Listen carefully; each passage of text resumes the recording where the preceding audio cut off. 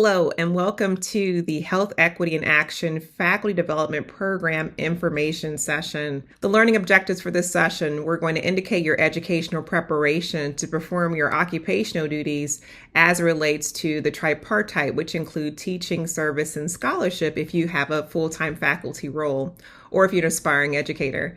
We're also going to summarize the features of the Health Equity in Action Faculty Development Program and determine if this program meets your needs.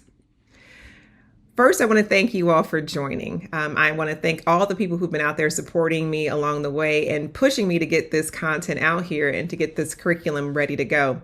What I like to do is just welcome everyone. If you're a healthcare provider, this is the space for you. If you could please indicate your discipline in the chat and let us know if you're currently teaching in academia or if you're an aspiring educator.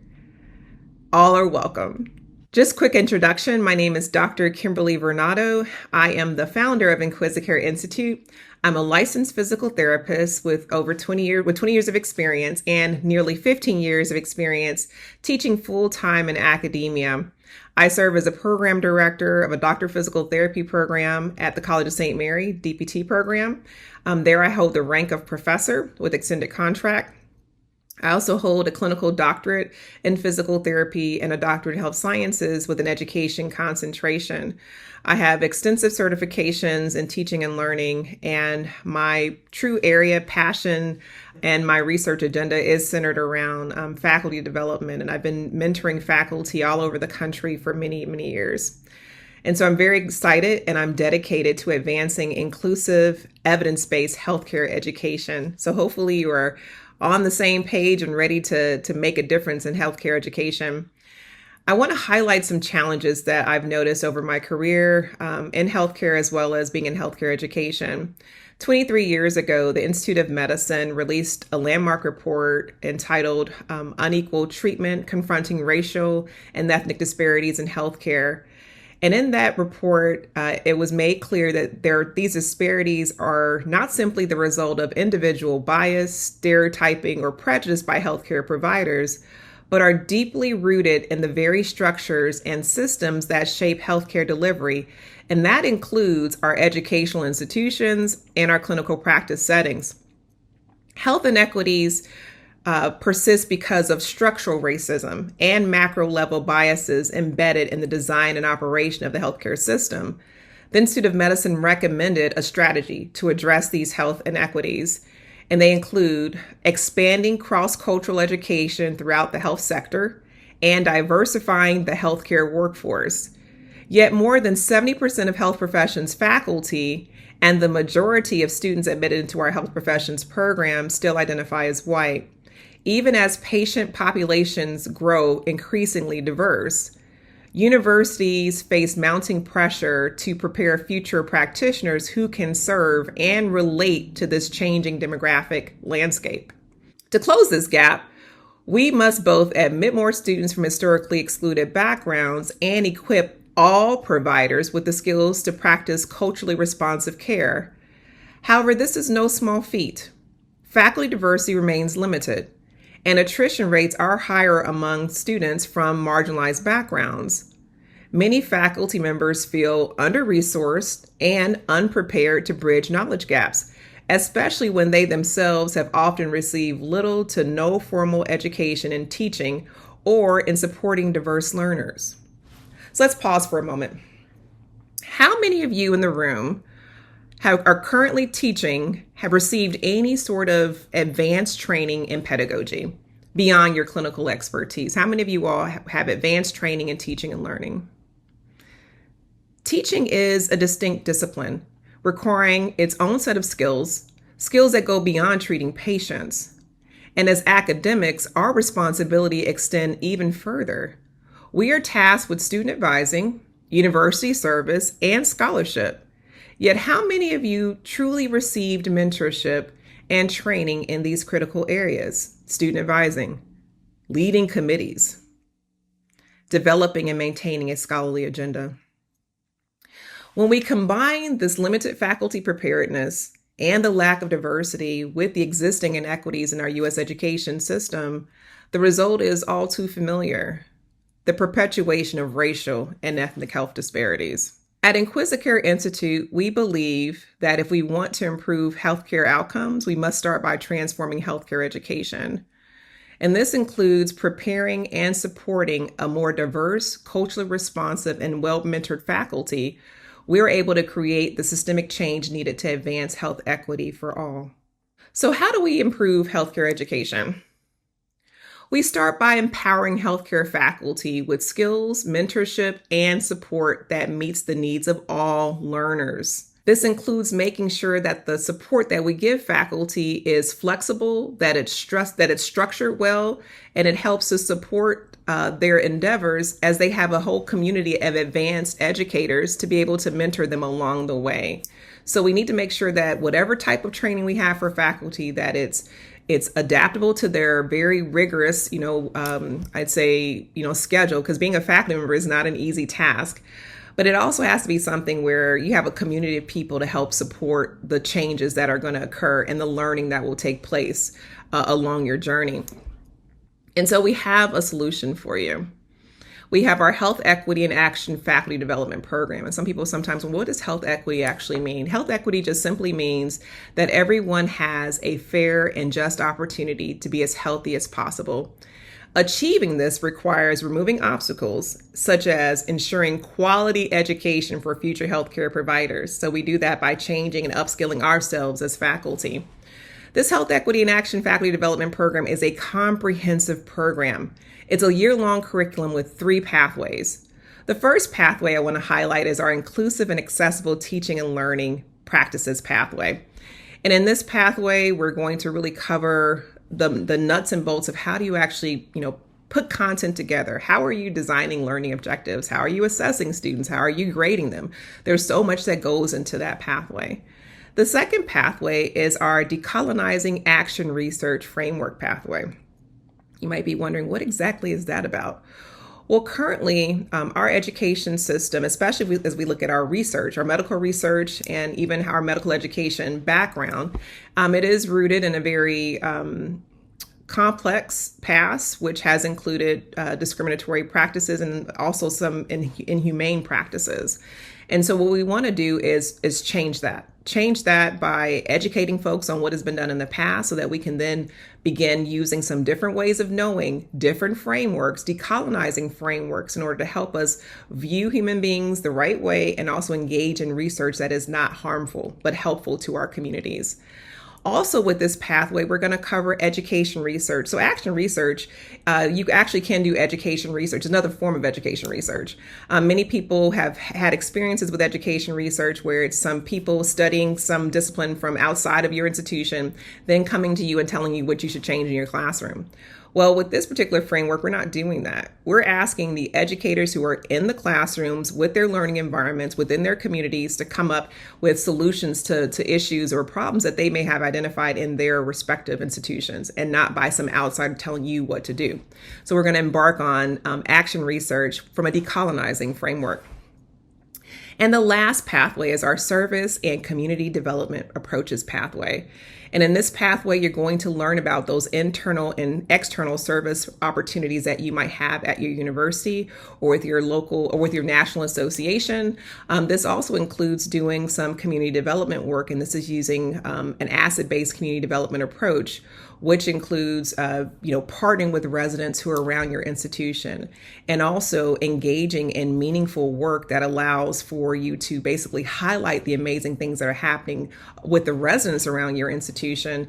And this better helps prepare healthcare providers to partner with people on their healthcare journey. We're also going to cover student advising. This is another area where faculty are asking for some additional resources, and so we're going to provide that for you. And so this is a comprehensive program. So not only are you going to get access to the curriculum for a year, but you're also going to get access to 2 monthly 1-hour mentorship meetings, live sessions with experienced educators to help you implement this information. Also, if you're unable to make the recorded sessions, we're going to have it available for you to access at a later date. So just in a nutshell, here's some topics that are going to be covered within these different pathways. So with our Health Equity and Action Faculty Development Program, we're going to be covering for the Inclusive and Accessible Teaching and Learning Pathway, foundations of best practices for inclusive student-centered teaching. Also, basically addressing the U.S. education system, the history of that, the achievement gap that has been talked about extensively, culture responsive pedagogy, learning theory, universal for design for learning, understanding by design, creating backwards design curricula, information processing theory, learning how to write assessments, syllabus design, equitable grading practices. There's a lot that's packed into that module. Our Decolonizing Action Research Framework, we're going to talk about the brief history of the medical education and research, the start of it. How did it all begin? Looking at medical ethics, decolonizing research methodologies, really challenging some of those dominant paradigms and centering marginalized voices in our research. And then we're going to have an introduction to action research. I'm so excited about this particular pathway because we really begin the process of really unpacking another way for people to engage in education research. Now, with action research, you can do education research, but you can also do clinical research. But the focus of this particular program, we're going to really focus a lot on education research. We're going to go through the 9 steps using Mertler's methods, and I'm so grateful to have one of my colleagues, Dr. Kayla Black, joining us to help us basically unpack this particular module, and at the end of it, you're going to have a scholarly product.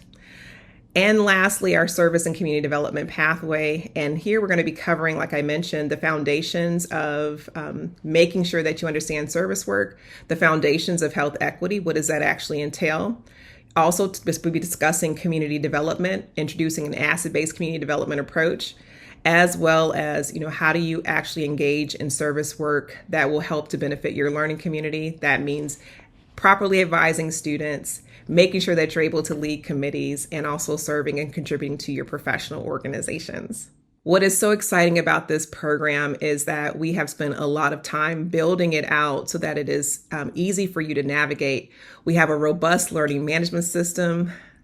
Access to instructional videos have been well crafted. We have lessons, resources, and electronic journal prompts to allow you to begin to think about the information that we're presenting to you and also challenge perhaps some perspectives that you might have about certain topics to get you to consider different ways of knowing. We have quizzes and a schedule for you to keep track of everything.